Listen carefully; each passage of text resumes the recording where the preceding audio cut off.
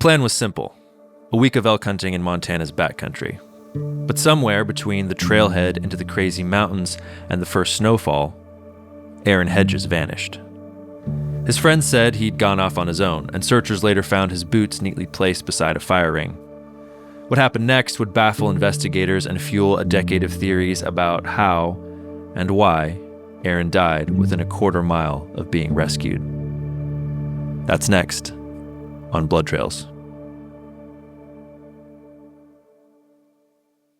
There are many strange things about the disappearance of Aaron Hedges, but one of the strangest is why he took off his boots. Hedges and two of his friends went elk hunting in the crazy mountains of western Montana in September of 2014. Those two friends came back. Aaron did not. A search and rescue team was dispatched to try to find the missing hunter. About a week into those efforts, the team found what they hoped would lead them to Aaron. We go back and we research that area on the bench and find 2 points where he tries to make fire. He was actually successful on one. I don't think he was as successful at another one. And then that's when we found the boots. That's Sweetgrass County Sheriff Alan Ronneberg. He helped lead the search efforts, and he told me that even a week after Aaron had gone missing, they were still hopeful they might find him alive. And those size 10 Wolverine hunting boots told them he was close. After all, what kind of hunter takes off his boots beside a fire and then keeps walking? But the rescue team, along with 2 deputies from the Park County Sheriff's Office, searched the area for over 3 hours and didn't turn up anything else, besides a camelback water bladder, a water filter, and some trash. Aaron had vanished. It was like he'd been sucked out of his boots and into the ether. Here's Park County Detective Brian Green speaking in 2015. What was found and where it was found and the condition it was found in is very odd, and what wasn't found is very odd. There's just something about it that's very unsettling. After 2 weeks, the search team gave up. They'd done everything they could think of, but Aaron Hedges was nowhere to be found. In the years that followed, the internet had a field day. All theories are out there, everything from murder to UFOs to Bigfoot. A lot of us thought he walked out and he cut himself a ride and he just left the country. He's out sipping Mai Tais in the Bahamas, that kind of thing. Others thought maybe Aaron had been raptured, taken by God into heaven where he wouldn't need hunting boots. This was the subject of a self-published book on Amazon titled Aaron Hedges, a case study in the rapture and the end of life as we know it. Believe it or not, it's on the first page of Google when you search for Aaron's name. Internet sleuths and true crime podcasters got some answers when, in August of 2016, almost 2 years after he went missing, Aaron's remains were found. But the questions didn't stop. Why did Aaron leave his friends and travel so far from their base camp? Why did those friends not look for him, even with a snowstorm bearing down? What killed Aaron in those mountains? Why did he die within a quarter mile of a road? And what made him take off his boots and walk 6 more miles in the freezing cold? These and other questions have perplexed professional and amateur detectives for nearly a decade. Some of them may never be answered, but for anyone who's hunted elk in the Rocky Mountain West, Aaron's story is a warning. You never know what might happen up in those mountains, and you better be prepared. I'm Jordan Sillars, and this is Blood Trails: What Happened to Aaron Hedges. Part 1. A series of unfortunate events. Almost everything we know about Aaron's story comes from the 2 men who hunted with him, Joe Depew and Greg Leitner. Joe and Greg both declined to be interviewed for this episode, and we'll talk about why in a few minutes. But I was able to obtain a recorded interview between Greg and 2 Park County detectives. As far as I'm aware, this is the first time this interview has ever been made public. I also have the complete incident report from the Park County Attorney's Office, which includes descriptions of interviews between Joe and detectives. Between those interviews and documents, we have a pretty good idea what the pair of hunters told law enforcement in the days after Aaron went missing.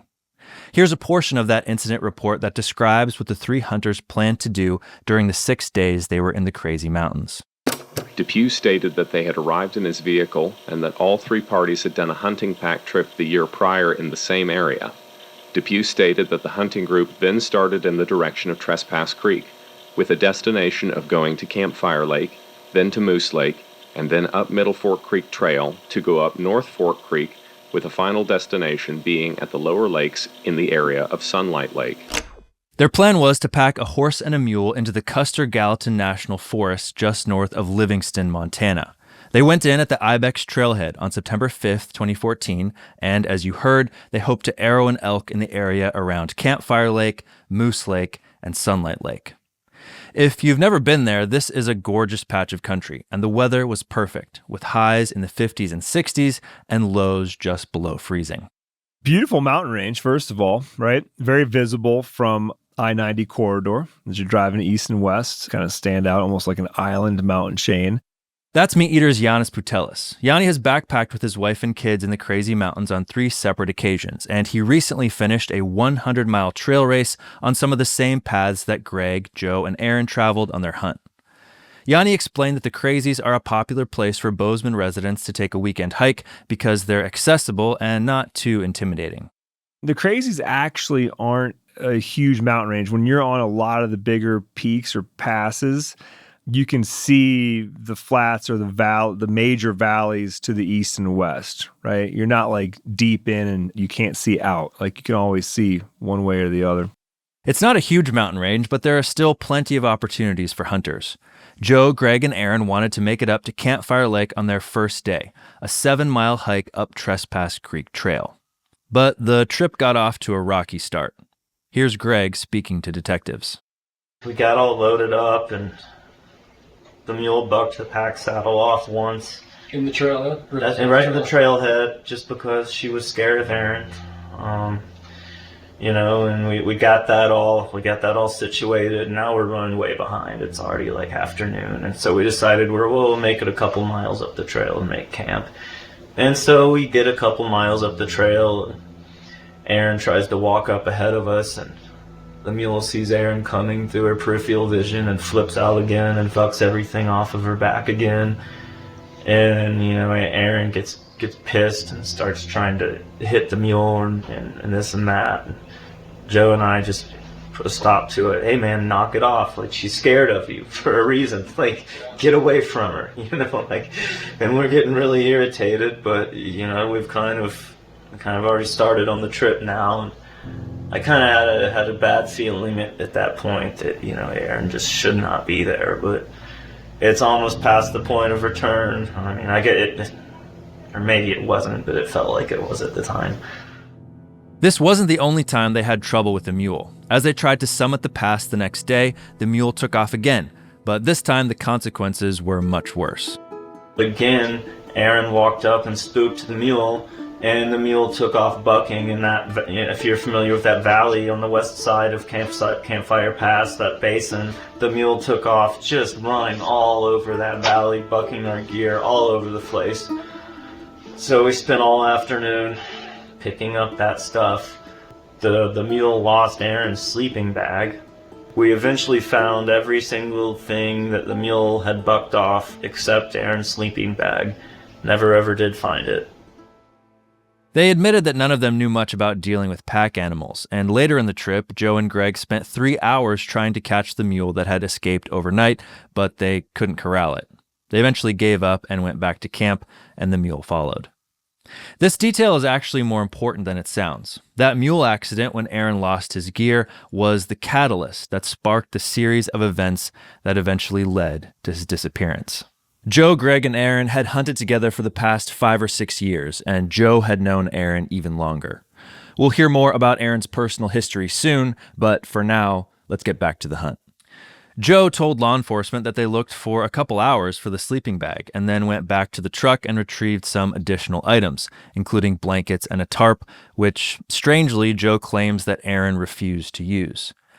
And while Greg says they found all of Aaron's gear except his sleeping bag, Sheriff Ronneberg says the search and rescue team recovered more than just a sleeping bag.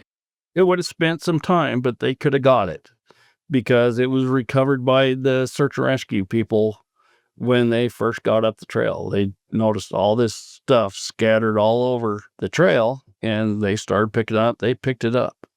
Why they didn't, I don't know. They wanted to get into camp, I guess. I'm not really sure. Whatever the status of Aaron's gear, the delay forced them to camp on the trail that night, which didn't do much to improve company morale.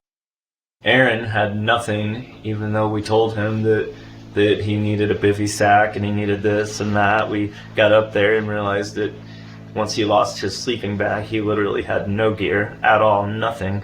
Greg and Joe tried to help Aaron stay warm that night, but he refused. And he'd being real hard-headed. And I knew it was going to get down to, 15, 20 degrees that night. And just like, Aaron, you can't just sleep on the ground. Let's figure this out. There was a lot of options. A resourceful guy would have gotten the pads off of the horses, would have built a big fire, stocked up on firewood. Any person in their right mind, any halfway survivalist would have gotten all the gear that they could to stay warm. He's so hard-headed. I don't need any of that shit. We're just like, you do need it. Like, we eventually just get so mad. Fine, whatever. Like, I can't make you put all this stuff on. Sure. They proceeded the next day, Saturday, September 6th, to what would become their base camp. But Aaron's mood had deteriorated after a night without his sleeping bag. In fact, Joe told investigators that Aaron was acting agitated and confrontational almost from the moment they arrived at the trailhead.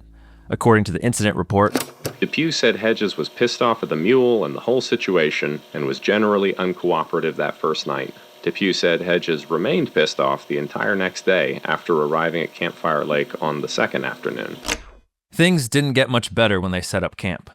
Greg got really irritated with him and actually almost broke into a fist fight at one night, to the point, Aaron and Greg were going to have at it. It was a heck of an argument. I should point out here that none of the incident reports I received from Park County mention anything about a fight. There was obviously tension in camp, but in these reports, neither Greg nor Joe reported any kind of physical altercation, and they didn't respond to the question when I emailed it to them.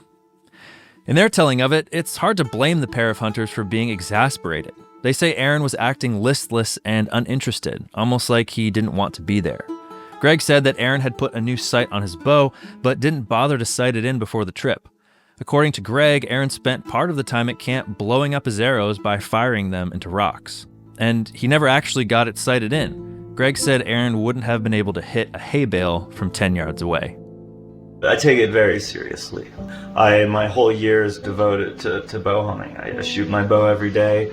I run. It's very serious. And so I showed up to the parking lot at Joe's Outback, and Aaron pulled in, and he just looked like shit. His face was pickled. He hadn't had a haircut in forever.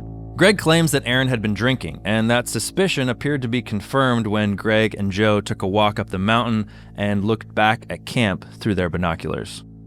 Right by where our camp was, there was a big black bear walking in that big open meadow right by where the camp was. Aaron's sitting there just kind of looking at it. We're watching through our binoculars, and we're just thinking like, oh, is he going to get his bow and go try and shoot that thing? Is he too drunk? What's he doing? And so we're watching, and he grabs his bow, and he's like stumbling. We were trying to figure out what he's doing. Oh, he's looking for his slippers. So he goes and he puts his slippers on, and he gets his bow, and he starts stumbling across the meadow right towards the bear. Not like how you would put a stalk on an animal. He just starts walking right towards it.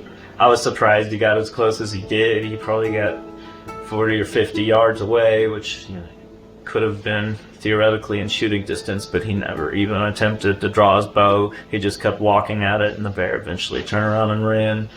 But that gave us an idea right there that he was going to stay at camp, or he could hunt elk by himself. Like I'm not, we put too much work into this. Like, that was the most pathetic excuse for the stalk on an animal I've ever seen. When Greg and Joe walked back into camp, they could tell the horse and mule were nervous about something lurking in the darkness beyond the firelight. Aaron wasn't concerned, but Greg said he knew something was wrong. He walked where the animals were looking and found another bear standing just about 20 yards away. He fired 2 shots from his pistol to scare the bear away and returned to camp. But then after that, I was just irate with Aaron, so mad. I'm just like, what are you doing? Are you kidding me? So this bear right there in camp harassing the horses. You're laying here drunk. You know, like what? Just like what good are you? You know, just stay in camp. Like I was so angry at him, and it was just so pathetic. Like because we take it so seriously, and he just wasn't. With that kind of resentment in the air, it probably came as a relief when Aaron told them he planned to leave. After that second night at the base of Campfire Pass, after he stayed up all night cussing and building the fire, he said he was going to walk to the cache at Sunlight Camp. The previous fall, the group had stashed some gear near Sunlight Lake, including a wall tent, stove, sleeping bags, and freeze-dried food. Rather than spend another night in the cold without his sleeping bag, Aaron said he wanted to make the 9-mile hike up to Sunlight Lake and retrieve what they'd stashed. The group agreed to use their Garmin Rhino 120 GPS radios to contact each other at noon and at 4 p.m. every day until they reunited. Aaron said that if they didn't walk up to where he was, he'd walk back to them on Monday or Tuesday, since they planned to leave on Wednesday. Greg and Joe got up early to look for elk on Sunday, September 7th. They said that when they looked back at camp, they could still see Aaron milling around. And as far as we know, that's the last time anyone saw Aaron alive. Part 2. Aaron. Like so many things about this story, Aaron Hedges himself is a bit of a mystery. We know he was married and had 1 young son at the time of his disappearance. We know he was 38 years old, he was 6'1", 190 pounds, and had blonde hair and blue eyes. We know he liked to hunt elk and he lived in the Livingston-Bozeman area. But we don't know much else. The friends and family we contacted about this episode, including his wife Christine, either didn't get back to us or refused to speak to us. We do know, as you may have already guessed, that Aaron was an alcoholic. Greg told investigators that Aaron would regularly drink a bottle of Jack Daniels a day, and he brought several with him on that trip. Both Joe and Greg implied that this may have explained Aaron's strange behavior. We get off the main road and we're driving up the dirt road to the trailhead, and Aaron pulls out like this bottle of Twisted Tea or something and starts drinking it. Just like, we're getting ready to penetrate 10 miles deep into the crazy mountains, and he's busting out a Twisted Tea, and he's already just loopy as hell from whatever the medication he was taking is. And I'm just like, what are you doing? I'm like, he's like, oh, it's just these Twisted Teas. It's not a big deal. It's not Jack Daniels. I'll be fine. Greg said that Aaron seemed drunk on that ride to the trailhead, but he wasn't sure whether that was from the alcohol or the medication Aaron had been prescribed to help him curb his alcohol addiction. He didn't know what the medication was called, but investigators later confirmed with Aaron's doctor that he'd been prescribed a drug called chlordiazepoxide. The brand name of this drug is Librium, and it's prescribed to patients to treat anxiety disorders and symptoms of alcohol withdrawal. Aaron's doctor confirmed that he'd been given a prescription of this medication in the weeks prior to the hunt. Christine told investigators that she believed this medication had made Aaron, quote, agitated and unstable on his feet. Christine stated that because of the negative side effects she had seen in her husband Aaron, which included short-temperedness and physical unbalance, she didn't want him to go on the hunting trip. The trip was a spur-of-the-moment trip for Aaron. She also stated that if it wasn't for the medication side effects, she would not be worried about her husband. It's true that the side effects of Librium include dizziness, changes in mood or behavior, and confusion. But the medication is also prescribed as a treatment for anxiety, so the doctor told investigators that Aaron should have had, quote, a very stable mindset while taking the medication. She also said that if Aaron had been taking the pills per the instructions, he should have been done with them well before the trip began. In other words, while both alcohol and Librium may have explained Aaron's strange behavior, we don't know exactly what or how much was in his system on the day he disappeared. It's also worth noting again that we have to rely on Greg and Joe's word that Aaron was acting strangely at all. Whatever the truth is, Aaron's drinking wasn't just messing with his archery skills. In his initial interview with investigators, Joe said he'd known Aaron for 10 years, but he was under the impression that Hedges had a wonderful wife and was screwing up by drinking so much.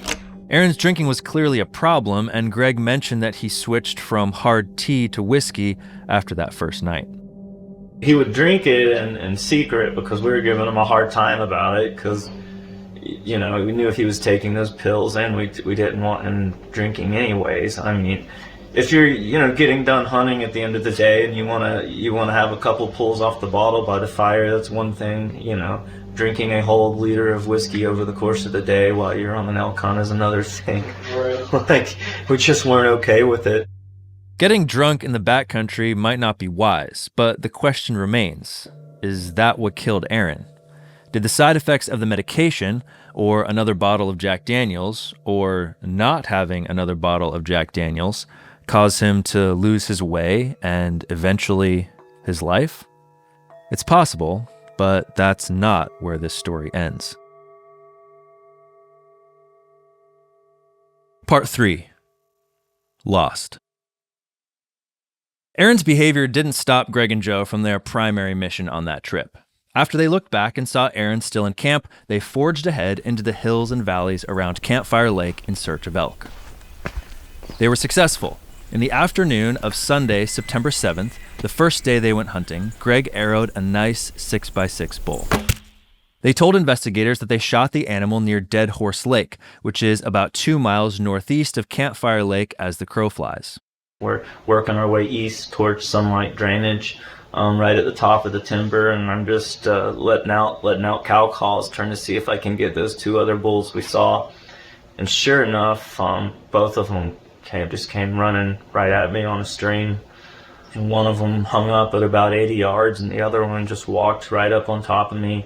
I was able to draw my bow back, and he walked up to about 10-15 yards and drilled him right between the chest. If you've ever been hunting with a group, you know that when someone shoots an animal, the rest of the group tries to come help with the pack out. Dead Horse Lake is actually pretty close to Sunlight Lake, and so the pair of hunters radioed Aaron to come back and help them break down the bull. We get out the radio, because Aaron had that radio, and we're thinking, like, Aaron's got to be on the trail right below us. Like, so let's get him on the radio, and let's tell him not to go to the camp. You know, we need his help.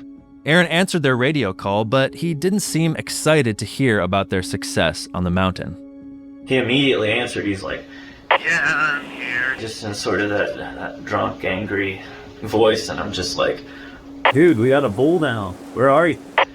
And he's just like, not excited at all. He's just like, "I don't fucking know." You don't know. You walked the same trail we did. Like, have you gotten to the turnoff to Sunlight Trail yet? I don't know. I've been hiking for 7 miles. Greg thinks Aaron was exaggerating about how far he walked, but if he was even close to correct, he would have missed the turnoff he was supposed to take up to Sunlight Lake. He went right past the fork to go to Sunlight and went straight down to the Sweetgrass. So he was headed for Sweetgrass County the last time they heard from him. To understand what's happening here, it helps to look at a map. I used Onyx to map Aaron's last known locations and to get a sense of who was where and when. We posted a version of that map on the case file for this episode, which you can check out over at themeateater.com/bloodtrails. To walk from Campfire Lake to Sunlight Lake, Aaron would have had to walk northwest about 5.5 miles along a well-defined trail. At that point, he would have had to hang a left and go north along another trail up to Sunlight. That's where, according to Greg and Joe, Aaron started to lose his way. This is an important part of the story because it explains why Aaron never found the gear cache and why he was so ill-prepared to survive a drop in temperature. I haven't seen this trail or the turnoff myself, but Yanni has. I've been on that trail both daylight hours and nighttime hours. It was not hard to find that turnoff. Yanni explained that the trail in that area is in thick timber and gets a lot of human and horse traffic. So if you're on the trail, you probably wouldn't miss the turn, especially in daylight and even if you were slightly intoxicated. But there's also a creek crossing prior to the turnoff, so if Aaron had moved off the trail to get across the water, or because he was hunting elk, it's possible he could have missed it. Easily. Because if you're on the trail, yeah, it's like right there. You could probably walk it with your eyes closed because you could feel when you go off the trail. But being that he was elk hunting, maybe he was walking the trail at first, but I would imagine that he didn't elk hunt an entire day and stay on a trail the entire day. That would be hard to do. Of course, even if Aaron had missed the trail, he could have just turned around and retraced his steps. That's what Greg and Joe told him to do, but for reasons that remain a mystery, he refused. We're just like, Aaron, turn around and walk back the way you came. If you haven't switched trails, all you have to do is turn around and start walking back. We'll meet you on the trail. Joe, here, talk to Aaron. Joe's just like, what the fuck, man? You don't know where you are? And he's like, I don't know. We'll turn around, come right back up here. And at that point, the signal was kind of fading out a little bit, like getting a little bit scratchy, and we're just like, turn around and come back up, okay? We're gonna come down to the trail and meet you. Just turn around, don't go any further. Well, I'm just not sure where I am. And Joe's like, just getting pissed, like, what do you mean, dude? Just turn around. And Aaron says, I don't think I'm gonna make it back tonight. Last words he ever spoke. Couldn't get him on the radio after that. It was almost like maybe he got mad and turned off his radio. I don't think that we lost the signal that abruptly, but he just said, I don't think I'm gonna make it back tonight, and that was the last thing he said. And they made more attempts to contact him, but then at that time Aaron wouldn't respond, or didn't respond. The group had planned to leave on Wednesday, and they shot the elk on Sunday. So they had 3 full days to quarter the elk and pack it out. In the reports, Joe and Greg don't mention whether Joe had an elk tag, but it doesn't sound like they hunted anymore after that. Instead, they spent about 2 hours breaking down the animal and hanging the meat. Then they walked back down to their base camp on Campfire Lake. The next morning, they broke camp and headed up to Moose Lake to retrieve the elk and make another camp up there. Then on Tuesday, they hiked back down to Campfire Lake in the hope that they'd run into Aaron as he made his way back to the trucks. But he didn't show, and on Wednesday, September 10th, 2014, they hiked down to the trailhead and drove away. In all that time, they never heard from or saw Aaron again. No contact from him. He's nowhere to be found. They looked for him, and they knew or were aware that there was weather coming in, and they decided to take off. They called Aaron's wife when they returned to cell service, and Christine called the Park County Sheriff to report that her husband was missing. That call launched what would become one of the largest search and rescue efforts Park and Sweetgrass counties had ever seen.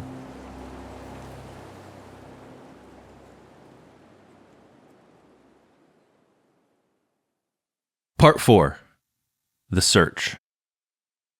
Sheriff Alan Ronneberg told me his career has been defined by the search for Aaron Hedges. No one wants to be remembered for a single tragic circumstance, but the search for Aaron was enormous. Those search efforts were frustrated almost from the first moment. That night, it flipping snowed. The temp dropped, probably 40 degrees, I would imagine. It went from 50 to like 10 in 8 to 10 hours. And in the crazies, it snowed 18 to 24 inches of snow in one storm. Yanni says this kind of sudden snowstorm isn't unusual, and the 3 hunters should have been prepared for something like this to happen. Nope, not out of the ordinary. I would even say it's closer to normal than not normal. Even when I did that race at the end of July, like, you have a kit that you have to carry with you that will basically save your butt if that happens at the end of July. Like, you could see temperatures well into the 80s, maybe higher. If you saw snowflakes, you wouldn't go, oh my God, I died and went to hell or something. Like, it's known to have some crazy weather. And I think a storm can come in and just hit those high mountain peaks, temps drop, moisture drops, and the next thing you know, it can be September, August, July, and it's snowing on you. Not out of the ordinary. The trio of hunters had gone into the mountains in Park County, so in those first few days, the Park County Sheriff's Office took the lead on the search efforts and the subsequent investigation. But they knew from what Joe and Greg told them that Aaron was headed east into Sweetgrass County when they lost contact with him. So Sheriff Ronneberg figured they should send a team on four-wheelers to a place called Eagle Park, which is where Aaron may have emerged if he had kept walking. It was like 10 o'clock at night, 10 to midnight. They stayed there, they honked their horns, yelled for him, whistled for him, everything they could to attract him. We're there for 2 hours, nothing was there. It was just flat dumping snow. And so they took off out of there. The snowstorm kept searchers indoors until the next morning, when Park County launched their efforts at 7 a.m. Park County launched a really good search between their search and rescue team, the Absaroka Search Dogs, National Guard, Rocky Mountain Roaders, all kind of got into the area. But even though the storm had stopped, conditions were still incredibly dangerous. 2 horse teams were deployed to search Campfire Lake and Sunlight Lake. They stayed out all day, but 1 to 2 feet of snow and sub-zero temperatures kept them from searching the entirety of the trails to either lake. They found no sign of Aaron on the portions of the trail they were able to search. They also sent in 2 military helicopters to fly over the entire area. Low clouds and poor visibility hampered their efforts at first, but conditions improved as the day wore on. They kept searching until nearly midnight using night vision technology, but they still found no sign of Aaron. But something else happened that day that, to this day, has yet to be explained.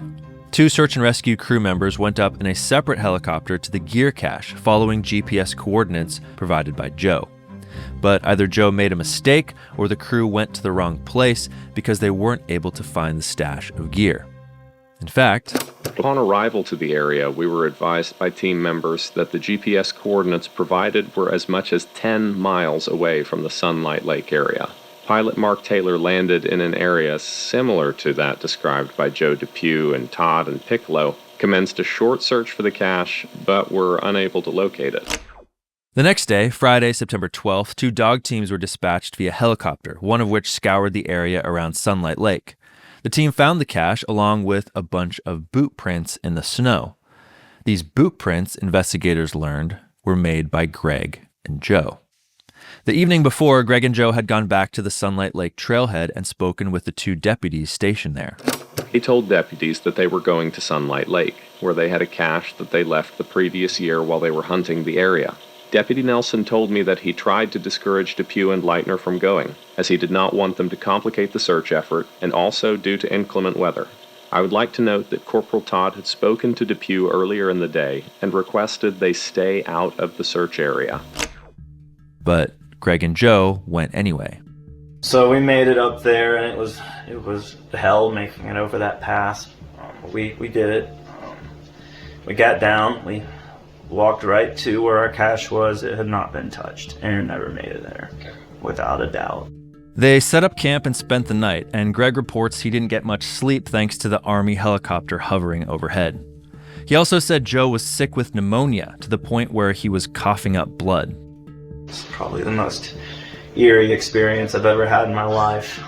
I mean, I'm sitting there, looking for my buddy that's missing. My other buddy's laying here coughing up blood, just sick as hell. It's just this Arctic tundra at this point, and I've got this chopper all night long, just thump, thump, thump, thump, just right over the tent. Greg looked for tracks that evening, and he found some, but he said they were smaller than Aaron's footprint would have been. He followed them for an unstated distance, but he was worried about Joe's health, so he went back to camp, and the pair hiked out the next morning. Deputies confirmed that they got back to the trailhead about 11:45 a.m. This is how the dog team was able to locate the cache the next day. They found Greg and Joe's tracks and just followed them to the gear. The reports don't mention that Greg and Joe took anything, but they couldn't help disturbing the scene. The search teams also didn't find any sign of Aaron, so they photographed the contents of the cache and kept looking. A few days later, on Sunday, September 14th, another dog team found the first clue as to Aaron's real whereabouts. The report says they located an arrow that matched the description of the arrows Aaron was using. But they found it in an unlikely place, along the trail to Sunlight Lake.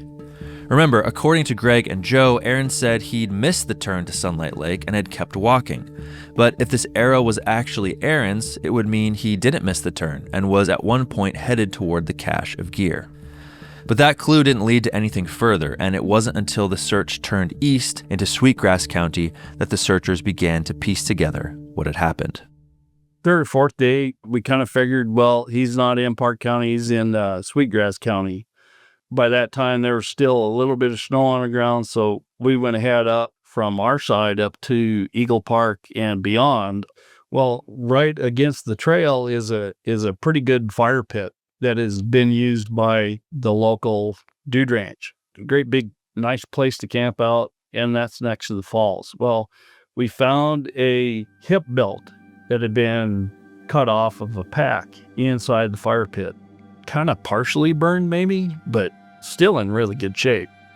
Ronneberg and his team didn't know why Aaron had cut off his hip belt and burned it, but they thought it might be his. That hunch was confirmed when, on Wednesday, September 17th, they found the boots and the water bladder, along with 2 places Aaron had made a fire. I asked the sheriff whether at this point they're just looking for a body or if they thought Aaron might still be alive. No, at that time, we're still looking for him. I don't really think he has succumbed to anything, or as we go along, we're doing tight circles around that area, trying to pick up any kind of trace that he was there. And we didn't come up with anything. They found the water bladder near a waterfall, and so they thought maybe he'd gone down to refill it and had slipped in and drowned. That would also explain why he disappeared without his boots. We spent a day trying to dredge the falls, so we kind of wonder if he didn't slip and go into the water and drowned and has not come out. We kind of got fixated on that for a little while. But the water didn't give them the answers they were looking for either. The boots and campfires were about 2 miles beyond the turnoff to Sunlight Lake and about 7 miles from the base camp at Campfire Lake. During one of those last radio conversations, Joe said Aaron reported having hiked about 7 miles, which means he could have been in this area during that radio call. But that call happened on Sunday evening, a full 3 days before the snow hit. Was Aaron hanging out in this area that entire time, or did he move on? The search teams were confident that they'd found Aaron's camp, and so they focused their efforts on the surrounding area in the days that followed. The mission lasted another 5 days until Monday, September 22nd. I gathered up all my guys that were there, and they'd been there most of the 2 weeks. And I said, all right, is there anything else we can do? Do you guys have any ideas of where we can search, what we can do to try and find this guy? Is there anything else we could do? And everybody said, I can't think of a damn thing. It's hard to fault Sheriff Ronneberg and the other search and rescue leaders for making this call. They'd been scouring the mountains every day for 12 days straight. They'd deployed horse teams, dog teams, helicopters, and ATVs. They'd done hasty searches to cover lots of ground and slow, grueling grid searches to find even the smallest clue. They'd gotten help from search and rescue personnel and law enforcement agents, many of whom were pulling double duty. And they hadn't come up with anything. The case was still open, but the concentrated search efforts were over. Hindsight is 20/20, but as the sheriff looks back on that decision, he can't help but wonder if he made the right call. If I had been listening to my training, which I should have been, I would have said, you know what, let's start searching further east. Let's keep going. Because he's hunting, I didn't put 2 and 2 together, and he's off chasing something, or, he just decided this was the better way out. He didn't want to go back. He didn't want to stay in place. He just wanted to keep going, like lost person behavior says they'll do. Part 5. The investigation. While the search and rescue teams were looking for Aaron in the mountains, the Park County Sheriff's Office was working to piece together why Aaron disappeared in the first place.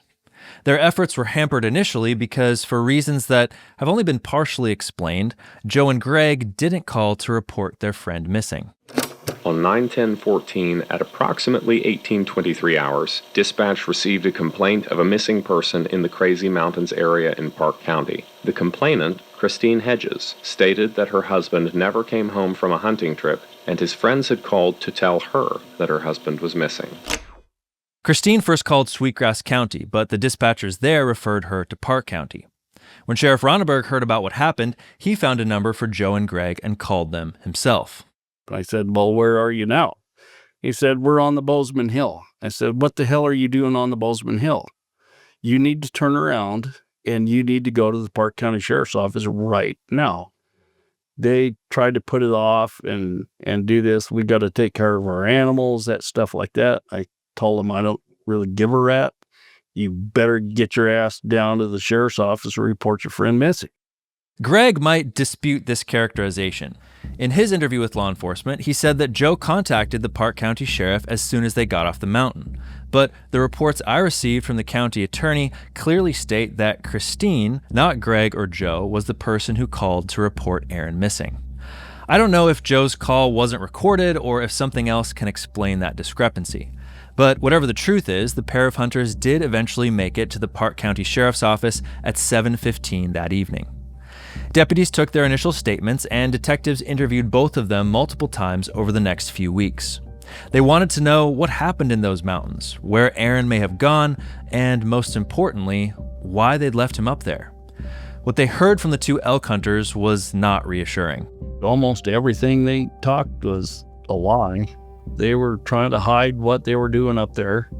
Joe and Greg were interviewed extensively, I believe 3 times, because there was a pretty good theory that they had done Aaron in and probably had buried him in a rock slide up by the lake where their base camp was.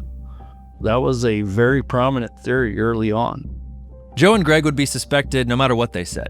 3 men went up into the mountains and only 2 of them came back. Investigators had to wonder whether anything nefarious had happened. But according to Sheriff Ronneberg, Joe and Greg said and did things that made investigators extremely suspicious. The first is what you already heard. Rather than calling search and rescue as soon as they got back to service, they called Christine. If it was one of my friends that was out there missing, I'd be right out front going, hey, we need to find this guy. I want to help every way we can. I want to be out there with you. We had to go find Joe and Greg. We had to go find them guys to get more information out of them. They didn't want to have anything to do with this. And that just threw all kinds of red flags all the way through the front end of this. They did eventually give statements, but those statements also raised troubling questions. It should be noted that neither Depew nor Leitner indicated they looked for Hedges at all while they were in the area. Depew stated that they attempted to make contact with Hedges every hour, and even attempted to go places where the radio reception might be better. He said he thought they would bump into him sometime on Monday. Greg reiterated this timeline in his interview with law enforcement. I'm just like, when are you going to be back? I mean, you don't, we need to know where, we need to at least know the day you're going to be back so we can, come and look for you. And he was like, well, I don't know. I'm like, well, that doesn't work for me. Tell me when you're going to be back. And I think he said he was going to be back either Monday or Tuesday. Like he was just going to go up there and spend the night and check on things. But they didn't bump into him on Monday, or Tuesday, or Wednesday. In fact, over 72 hours passed between the time they lost contact with their friend and when they finally called Christine to ask whether Aaron had come home. I asked why they did not go to Sunlight, and Depew stated he was second-guessing himself and thought maybe he should have gone to Sunlight, but also thought Hedges may have already gone back out the way they came and be out ahead of them. Depew became teary-eyed and emotional while we talked about this and stated he felt he made a mistake. Yanni agrees. Yanni's been hunting all over North America in groups both large and small. He told me he would have called the authorities if a member of his party had been missing for 12 hours, let alone 72. And that would be especially true if, as was the case with Aaron, he'd missed a pre-established check-in time. It's unfathomable. It really is. That you would go into the mountains as a group and that you would have a member of your party not check in, even at because they had set check times. And so once they had missed the check time by even just a few hours, someone should be getting worried. Once it's been 12 hours, it's like the worry should have changed to real concern and been thinking about what the plan is to alleviate that problem, that situation. But then the fact that they would have literally just left him behind and came out and then told his wife, that to me where I really start to wonder, what don't we know about the story?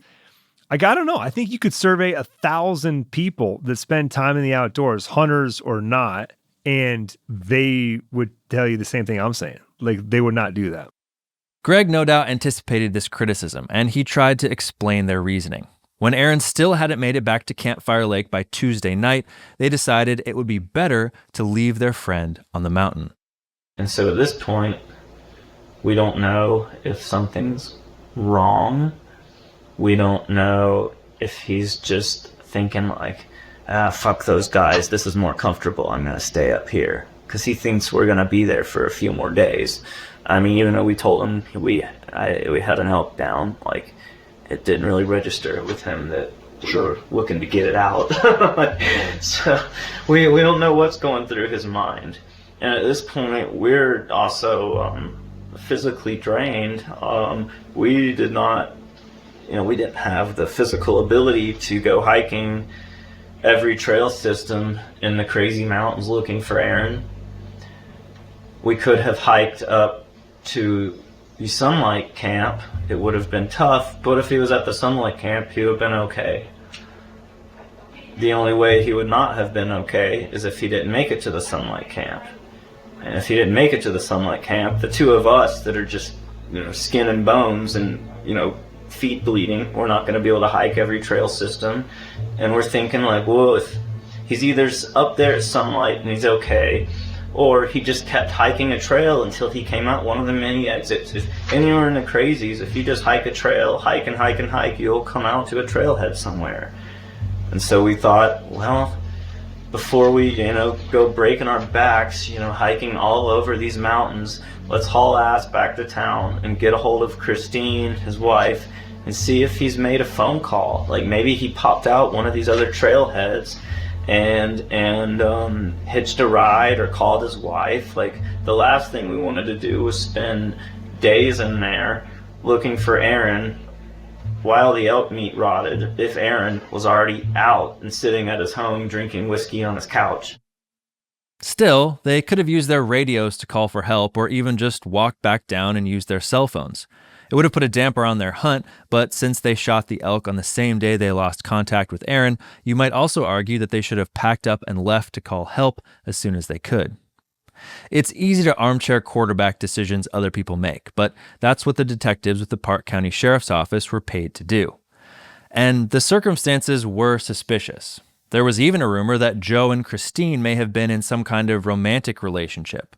I heard this from a former official who wanted to remain anonymous, but the rumor was prevalent enough that Sheriff Ronneberg included it in a PowerPoint presentation he made about this incident. He presents it as a case study for search and rescue training, but on the slides about possible ways Aaron died, he lists this little tidbit about Joe and Christine as a possible motive for homicide. To be clear, there isn't anything about this in the official incident reports, and it's the kind of nasty rumor that almost always circulates around an incident like this. I don't put much stock in it, but Joe didn't respond to my questions about it, so I can't say for sure. Along with leaving Aaron in the wilderness and trying to avoid investigators, Joe and Greg also lied about their whereabouts on the mountain, at least at first. One deputy spoke to a witness who claimed to have seen the hunting party on the trail. We don't know exactly what they said, but Sergeant Clay Herbst wrote that the witness refuted the hunters' claims about where they camped the first night. He said in his report, "It appears Depew and Leitner are actively withholding information or giving misinformation regarding their exact whereabouts during the hunting trip." Herbst goes on to say that the evidence found in the mountains, including 2 arrows that matched the description of the kind Greg was using, indicate that Greg and Joe lied about their campsites. Herbst writes, We have been unable to locate any of these arrows at the other alleged camps. We have also not been able to locate either of the other 2 camps where they stated they stayed with Hedges. if this is true, why did investigators allow the pair to walk free? The answer goes back to the elk. That is one reason why they were being deceptive, was because they were hunting on private ground without permission. Meat Eater contributor Pat Durkin has famously said that big bucks make people stupid. I think the same could be said of big bulls. The area Greg and Joe were hunting is a patchwork of public and private ground. When investigators finally found the carcass of the elk Greg shot, they realized it was squarely in one of those private parcels. I reached out to Drew Scott, the game warden who handled this case for Montana Fish, Wildlife, and Parks. He confirmed that Greg shot his elk on private ground, but citations were never issued. The landowner didn't want to press charges, and so the case was basically dropped. But Greg and Joe couldn't have known that would happen. They likely feared getting in trouble, and that could explain, in part, why they were so hesitant to approach law enforcement. They had the rhinos, they had the maps, they knew where they were hunting, they knew where was Forest Service and private ground. They didn't want people to know where they were at anyway. And when Aaron took off, because they didn't want to get it found out, it was almost kind of an afterthought that they ever wanted to call him in as missing. Yeah, they knew the elk they had was illegal. That's why they wanted to take care of the critters first. The illegally harvested elk helped explain why Greg and Joe had been deceptive, but by itself, it wasn't enough to exonerate them. They were never arrested, but since the search and rescue team still hadn't found Aaron's remains, investigators continue to wonder whether the pair of hunters had more than one reason to lie about what happened in the Crazy Mountains. Part 6. The body. Without a body, it was impossible to draw firm conclusions or even formulate any reasonable theories about what happened. As Greg told detectives a few months after Aaron went missing, the fact that they still hadn't found Aaron's remains weighed especially heavy on his family. I want closure for me and Joe and you guys and his wife Christine and his boy Caleb. And, you know, like I was just telling him, I mean, it's so sad there hasn't been a funeral, a memorial. It's, you know, and little boy still thinks that his dad might come home. Right. You know, he's Right. because he's missing.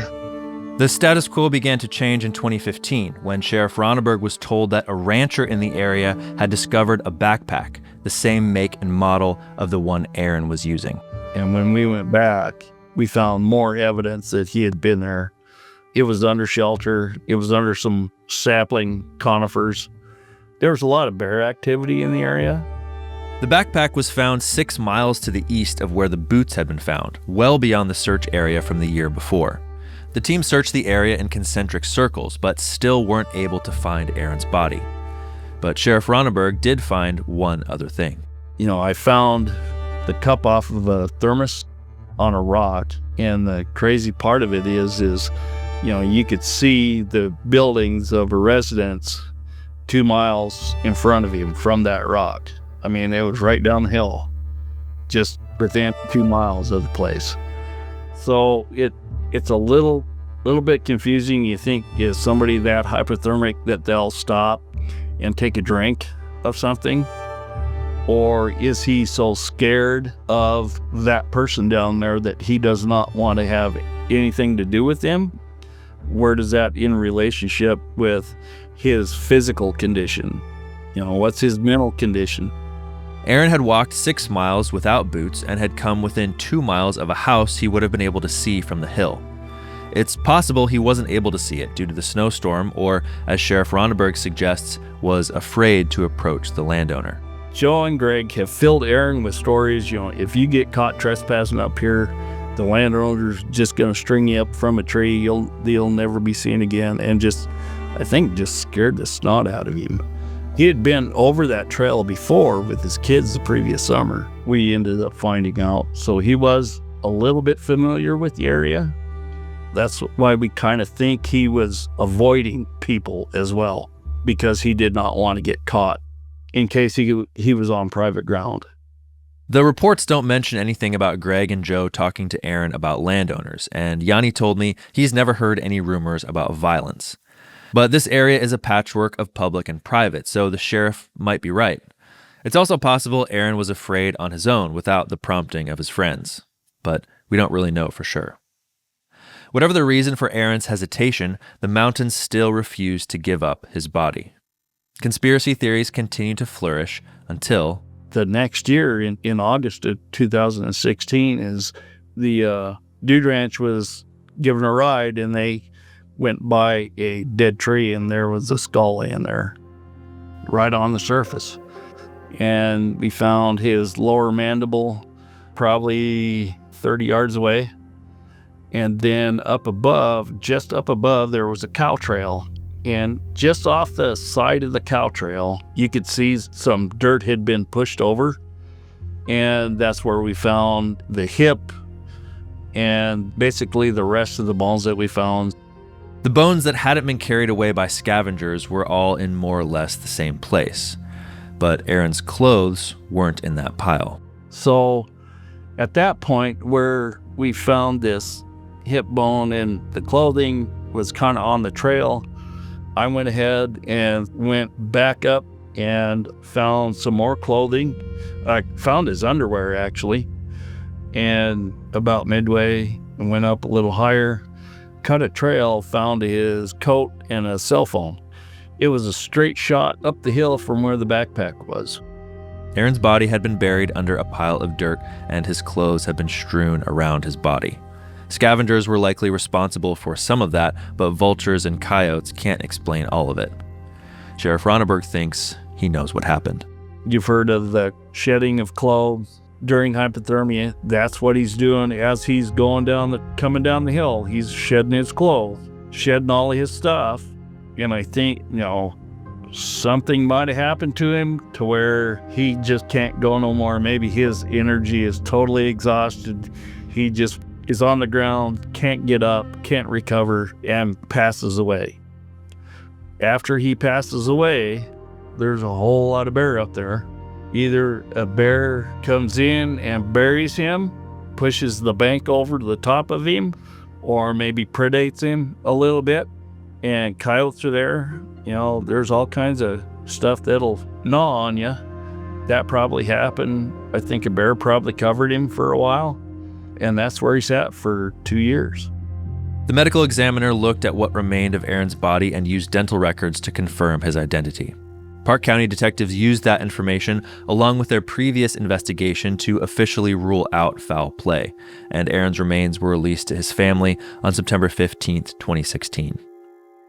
Of course, even with Aaron's body in front of them, investigators were limited in what they could conclude. They couldn't do a toxicology report, so we don't know what was in the hunter's system at the time he died. We also don't know when he died. Sheriff Ronneberg thinks, based on Aaron's gear and the weather, he likely passed away within 72 hours of Christine reporting him missing. But it's possible he survived longer than that. We don't even really know what killed him. It could have been hypothermia, or some kind of accident, or something else. We thought maybe he killed himself. There's a possibility of suicide in there too. The skull didn't show any defect. Men will probably take a firearm to commit suicide. He actually did have a pistol with him that had not been discharged, and the skull was fully intact. However Aaron died, he was frustratingly, tragically close to finding help. When he died, he was actually probably within a quarter mile of the road. As you go downhill at the bottom of the hill, there's a road going up to the Dude Ranch that connects you with the Dude Ranch and the ranch house down below. And he would have hit that within a quarter mile. Part 7. Unanswered Questions. I reached out to quite a few people to report this story, including all the detectives who worked on the case for Park County. All of them either didn't respond to multiple calls and messages or declined to be interviewed on the record. This is an old case that's been officially closed, so I get it. They don't have much to gain from talking to me, and some told me explicitly that they're tired of rehashing questions that just don't have good answers. We still don't know, for instance, why Aaron took off his boots and kept walking. Greg proposed one theory before they discovered Aaron's remains, and it's an idea I've heard from others as well. I wonder if maybe he got to that spot and maybe his socks were wet because he told me that he had fallen in the creek or gotten his feet wet. So maybe he got to that spot, it was getting dark, and he decided that he wanted to maybe just make camp there for the night and build a fire. And then, maybe he had a little fire going and took off his shoes to dry off his shoes and socks, and then started getting, all drunk on those pills or who knows what, and stumbled off the canyon in the dark. We now know Aaron didn't stumble into a canyon, and it would be strange to leave his boots to dry and then never return to them. Sheriff Ronneberg has another theory. He thinks Aaron was more interested in hunting elk than Greg and Joe are letting on, and that might explain why he'd walk so many miles without his boots. The end theory, when I take a look back and kind of hypothesize of what might have went on, I just bet you he was sitting there and some elk ran by him, and he decided to go after, start stalking elk. So he changes out of his boots, which are for, trail boots. They're good, solid, stiff-soled boots, and put on a pair of tennis shoes to go make a stalk on some elk. And I think that's why he left the boots. If he left camp to chase elk on Wednesday, he would have gotten caught in the storm. When he took off after the elk, I think that's when the snowstorm started. Or maybe, it was at dusk when the elk came by, and he just took off after the elk. And that's when the snowstorm started, and he was hot after them elk. And I think by the time he quit, the temperature dumps. And he doesn't have his normal gear that he carries. He's in light clothes. He hasn't prepared for a change of weather. He's getting more hypothermic. He finds shelter, is unable to light a fire. Whether he goes out from shelter that night or out the very next morning, he either sees the yard light or he sees the red roofs of the house. He says, I got to get my ass out of here. I'm probably in trouble. And he starts running downhill. And it's just past the point of no return now. He sheds his clothes as he runs and is soon too exhausted to keep going. Maybe he trips and falls and just doesn't get back up. Giannis thinks the sheriff's theory is plausible, though he has some questions about the timeline. It seems like there's more to the story. And I think we can all agree to that, right? Like that maybe is how that started. But 6 miles to chase elk in one direction in one day, I think is a little bit long. He got those boots wet and was like, heavy leather boots. I don't want to pack these around. I've got these tennis shoes, running shoes that work just fine. It certainly is a tactic that people do. You're very fast and light on your feet in running shoes.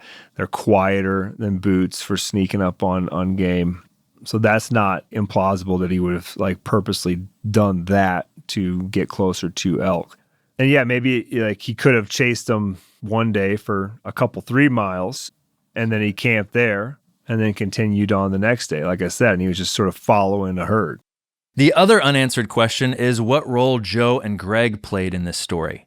When I reached Greg via email, he at first said he was willing to be interviewed. He told me that no one from the media had ever reached out to him, but he said he didn't feel comfortable speaking on the record until he talked to Christine, who he said had become close friends with both him and Joe. 4 days later, Greg got back to me with Joe CC'd. He said that after talking with Christine, they felt it would be too painful to rehash what happened. He said that people would believe false conspiracy theories no matter what they said, and he encouraged me to follow my, quote, journalism ethics and not include any, quote, false or misleading information or statements about this tragedy or which placed Joe and me in a false light. Joe and Greg were cleared of suspicion by investigators, and that decision appears to have been confirmed by the location of Aaron's remains. Sheriff Ronneberg wasn't involved in that investigation directly, but he thinks it's unlikely the pair did anything nefarious to Aaron.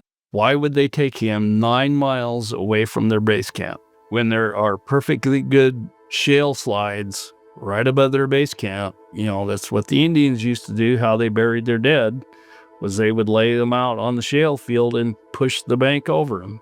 And, there's still skeletons that have never been found for 200 years.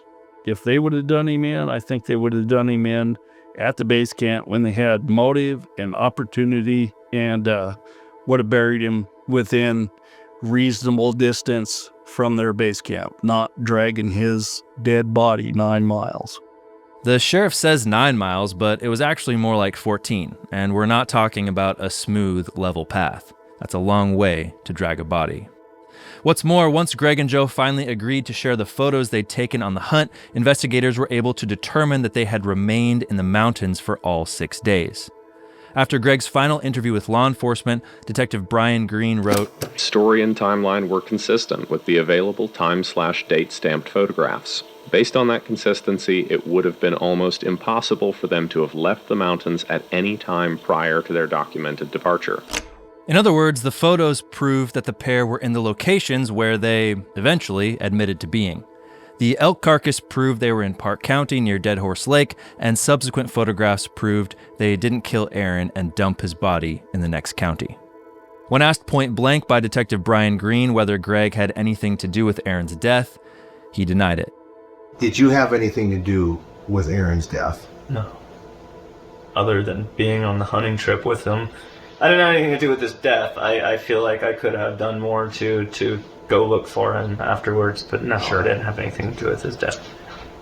One of the theories is you guys were out hunting and for whatever reason neglected your friend, and all of a sudden he's dead, and maybe you realize that he had an accident or whatever, and you don't want to go home and tell his wife that your husband died on our watch.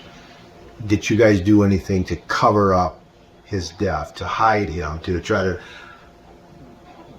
hide the fact that where he is and you're not telling us, or anything like that? Negative, no.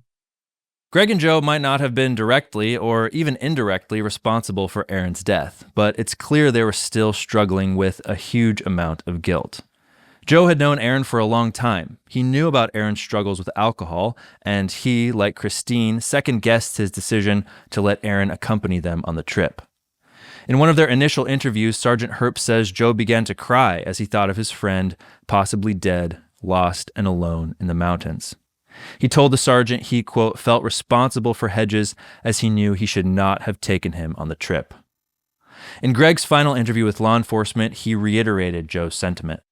We had been planning this trip all year long, physically training for it, Joe and I. Aaron, his heart never really seemed to be in it, but he kept saying he wanted to go, and we've been hunting together for years and years. This was our 7th or 8th year hunting together. The three of you? Yeah. Okay. And so I wasn't just going to tell him that, hey, if you're not going to get in shape, you're not going to go. I wanted to. I didn't do that. I knew that he had been drinking a lot. Joe had told me that he'd been drinking a lot. He showed up, and he clearly just did not look that well, and right then and there, I wanted to be like, dude, you're not coming with us. But I didn't have the heart to do it. And I'd give anything to go back and tell him that you're not going. But we didn't do that. And I figured, well, he'll learn his lesson. We're going to run his ass into the ground, and he's going to be dragging ass. And next time, maybe he'll take it more seriously. I figured that he'd make it to camp and he'd be so beat that he'd just lay in camp and wouldn't actually hunt. And I'm also thinking, well, good, you can just stay in camp and be a drunk and watch after the horse and the mule, and we'll go hunt elk. And maybe that works out better anyways. This, I think, is enough to explain Greg and Joe's behavior, even putting the elk aside. They knew Aaron shouldn't have been allowed within 10 miles of the backcountry. When they had their disagreement and Aaron left, they knew they shouldn't have allowed him to strike out on his own. They knew they should have done more to look for him in the subsequent days, and they admitted to investigators that Aaron wasn't prepared, either mentally or physically, to survive the snowstorm. Although he wasn't in good condition, I felt like he could walk a trail system to where he knew the cache was. And you think doable, even somebody possibly incapacitated with alcohol, trail doable in a day? At the time I thought that. I mean, in retrospect, I think it was obviously too much. With this regret and guilt nagging at their hearts, it was easier for them to let Christine call law enforcement. They didn't want to be blamed for their friend's death, and it was heartbreaking to look at their actions full in the face. That's my theory anyway. I don't know if it's true, and it doesn't make this story any less tragic. In fact, Greg said something in that last interview that makes this story, if possible, even more devastating. Greg said he noticed that the amount of alcohol Aaron brought with him was less than he would normally consume in 5 to 7 days. He theorized that Aaron intended to use that trip to, quote, dry out and attempt to get his life together. He believed it was Aaron's intention all along to go to the gear cache on his own and work through the withdrawal process alone. Now, my theory is that I think that Aaron was about to go through severe withdrawals. I know for a fact that he was running out of alcohol, and I feel like he was abusing those pills and taking way more than he should have. I can't prove that, but that's what I feel like. And I think that he probably didn't want us to see it. I think he was probably going to be real sick for a few days, and we thought maybe that was best. Like, he told his wife that he was coming up here to clear his head and get healthy. And in my mind, that would mean go through detox, come out off the alcohol, and hopefully try and stay off of it. I think that in his mind, I think he was going to go up there and he was going to spend a week in that canvas tent with the fire, and he was just going to drink the rest of the alcohol that he had and then just let it get out of his system, and hopefully he wouldn't have to go through an embarrassing detox because he had employees, and he wouldn't want anybody to see that. And I don't think he ever thought he was going to shoot an elk. I think he wanted to kind of go camping and clear his body of all that stuff. This is the first time this theory has been mentioned, but it does help explain why Greg and Joe didn't do more to look for Aaron. If they thought he wanted to be alone, they may have decided it would be better to give him space. And if Aaron was going through alcohol withdrawal, it would also explain why he didn't do more to get help or get out on his own. But while that helps explain the strange and confounding circumstances that surround this story, it also casts yet another shadow on Aaron's death. If Greg is right, Aaron's attempt to recover himself, to restore his relationships with his family and friends, and get his life and his marriage back on track is, in a weird way, what killed him. Rather than emerge from the mountains a new and better man, he didn't emerge at all. Christine knew this trip was the wrong way for her husband to kick his alcohol addiction, but she couldn't convince him to stay home. She probably, if she was to be honest with herself, would not be shocked that this happened. She begged him not to go. She even bought him a gift card to the Spot website so that he could go and get a Spot to bring with him, but he wouldn't do it just because he's so hard-headed.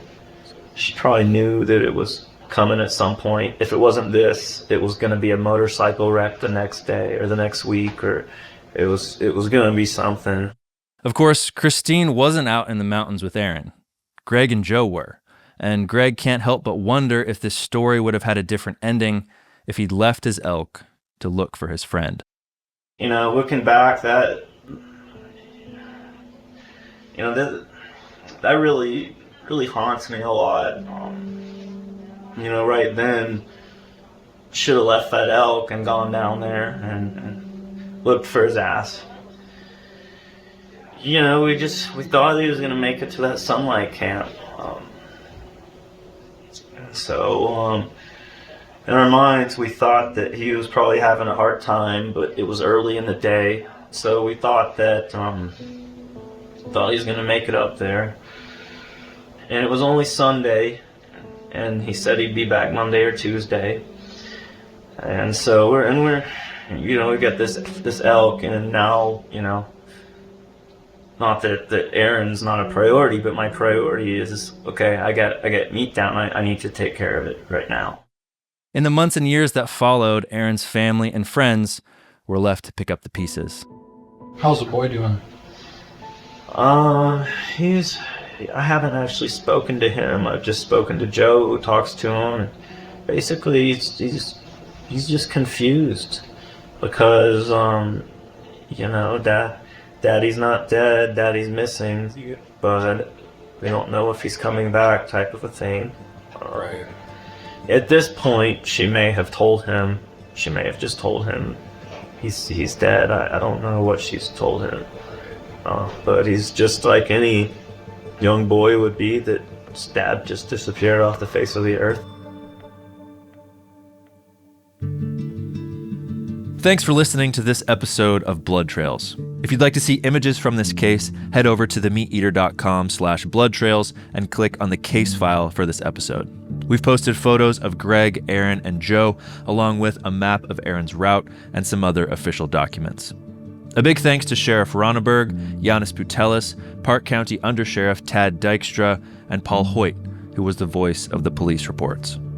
If you have a tip about this case or another case you think we should cover, send us an email at bloodtrails@themeateater.com. That's BLOODTRAILS@themeateater.com. See you next time, and stay safe out there.